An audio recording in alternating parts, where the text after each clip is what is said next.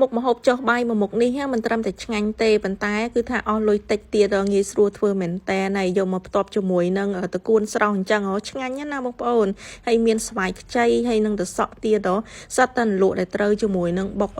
ត្រីចំហុយហ្នឹងណាបងប្អូនវិធីធ្វើងាយមែនតើជាដំបូងគឺខ្ញុំលីងជាមួយនឹងខ្ទឹមសខ្ទឹមក្រហមម្ទេសហ្នឹងណាគឺយើងលីងចុះលីងឡើងឲ្យវាឡើងឈ្ងុយឡើងក្រហមបែបនេះណាបងប្អូនលីងវាប៉ុណ្ណឹងទៅមកល្មមហើយបន្ទាប់មកយើងមកចៀនត្រីចំហុយត្រីចំហុយគឺខ្ញុំចៀនតែពីរហ្នឹងទេបន្ទាប់មកគឺខ្ញុំមកស្រោចជាមួយនឹងតកួនម្ដងតកួនគឺថាខ្ចីខ្ចីល្អមែនតើហើយយើងស្រោចមកល្មមទៅមិនឲ្យលួយពេកទេសម្រាប់លក់គឺខ្ញុំមានតែ3មុខហ្នឹងទេត្រីចំហុយគឺយើងបេះយកទៅសាច់អញ្ចឹងមកហើយនឹងខ្ទឹមដែលបានលីងមិញហ្នឹងណាបន្ទាប់មកមានជាប្រហុកដែររបៀបធ្វើគឺយើងបុកខ្ទឹមម្ទេសហ្នឹងទៅគឺយើងបុកវាចុះឡើងចុះឡើងវារៀងម៉ត់ណាបងប្អូនបន្ទាប់មកទៀតគឺខ្ញុំដាក់ជាមួយនឹងត្រីចំហុយហ្នឹងចូលតែម្ដងបុកជាមួយនឹងខ្ទឹមម្ទេសហ្នឹងទៅបុកឲ្យវាចូលជាតិគ្នាឲ្យវាម៉ត់ល្អទៅបន្ទាប់មកបានខ្ញុំដាក់ជាមួយនឹងប្រហុកចូលណាប្រហុកនេះគឺយើងចិញ្ច្រាំឲ្យវាម៉ត់ណាហើយដាក់មកល្មមទៅឲ្យវាមានក្លិនប្រហុកទៅបានវាឆ្ងាញ់អញ្ចឹងណាបងប្អូនបន្ទាប់មកដាក់គ្រឿងផ្សំខ្ញុំដាក់ស្ករសដាក់ប៊ីចេដាក់ទឹកត្រីហើយនឹងច្របាច់ក្រូចឆ្មាបន្ទាប់មកភ្លក់ថែមថយគ្រឿងតាមចំណូលចិត្តទៅជូរប្រៃផ្អែមហឹរអីគឺថាដាក់តាមចំណូលចិត្តរៀងខ្លួនអញ្ចឹងណាបន្ទាប់មកគឺយើងធ្វើការបុកច្បល់ឲ្យវាចូលជាតិគ្នាមើលទៅវាម៉ត់ហើយនឹងបានចូលជាតិគ្នាល្អហើយតែប៉ុណ្្នឹងគឺរួចរាល់ហើយបងប្អូនគឺថាតំណងមែនតែន